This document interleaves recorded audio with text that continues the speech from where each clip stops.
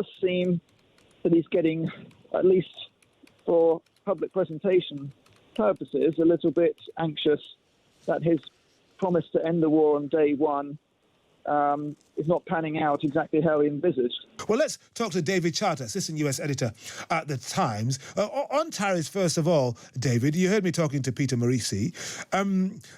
The president and the White House say, hey, this is great. There's a lot of optimism in the economy. Things are going our way. What do you think the broader response is? Well, it depends who you ask, Henry, as you just found out. Yeah.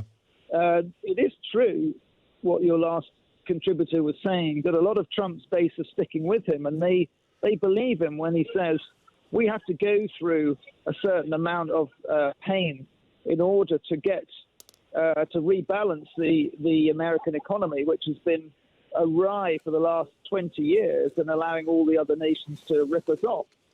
And this has hollowed out American manufacturing. And what COVID showed, of course, was that there are vital supply chains that America has no control over anymore, notably pharmaceuticals.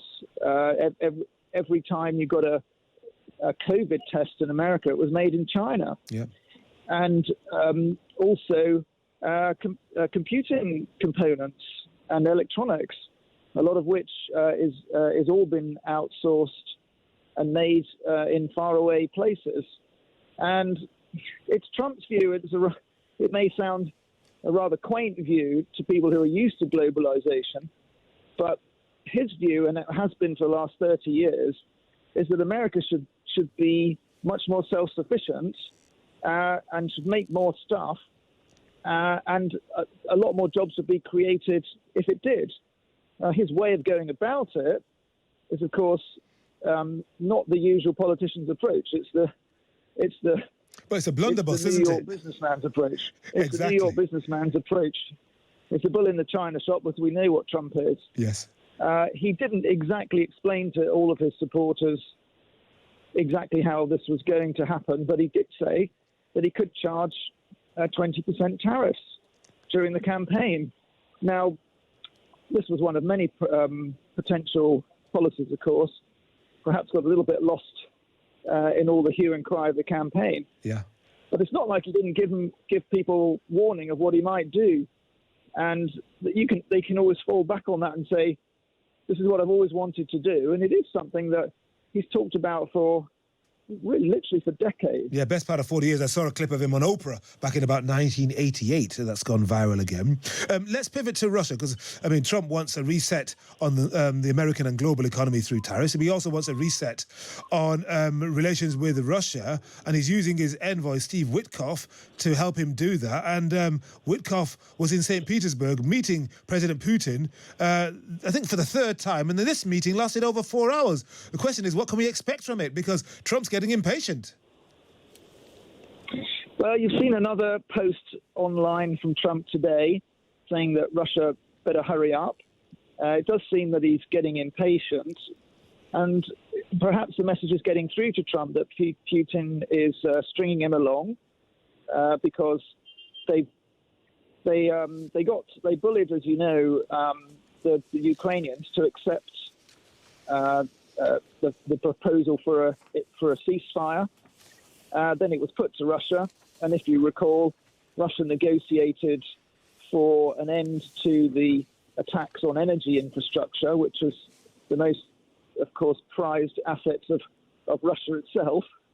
And then a little bit later, they agreed to and proposed an end to bombing and attacks in the Black Sea, which is how Russia's exports leave the country. So there were two partial ceasefire proposals that were rather beneficial towards Russia when Ukraine had said we'll agree to a general ceasefire. And Trump went along with this, but it does seem that he's getting, at least for public presentation purposes, a little bit anxious that his promise to end the war on day one is not panning out exactly how he envisaged. That's right. And today in Brussels, Ukraine's allies pledged 21 billion euros in new military support for Ukraine. But then, by contrast, David, on the front page of Saturday's Times, Trump aid, we can split up Ukraine like Berlin. We're talking about General Keith Kellogg suggesting that British and French troops could adopt zones of control in the west of the country as part of the reassurance force, with the Russian army in the occupied east. Extraordinary. I mean, I wonder how much thinking or how much heft one should kind of give these proposals or these ideas.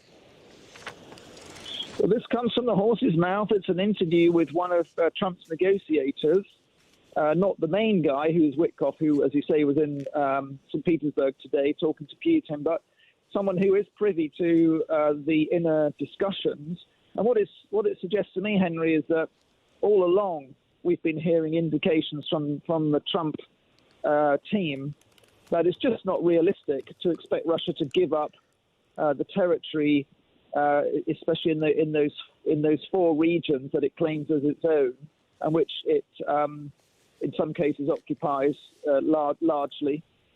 And it's a suggestion, I think, that they're trying to condition the Ukrainians to have to accept that they're not going to get back Crimea or the other regions in the east.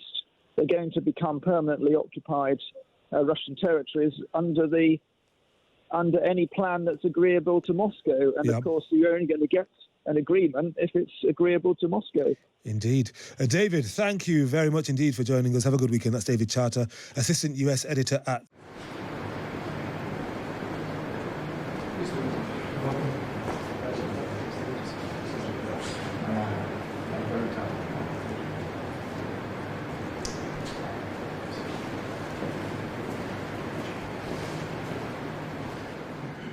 Ask you to focus first of all on air defense for Ukraine.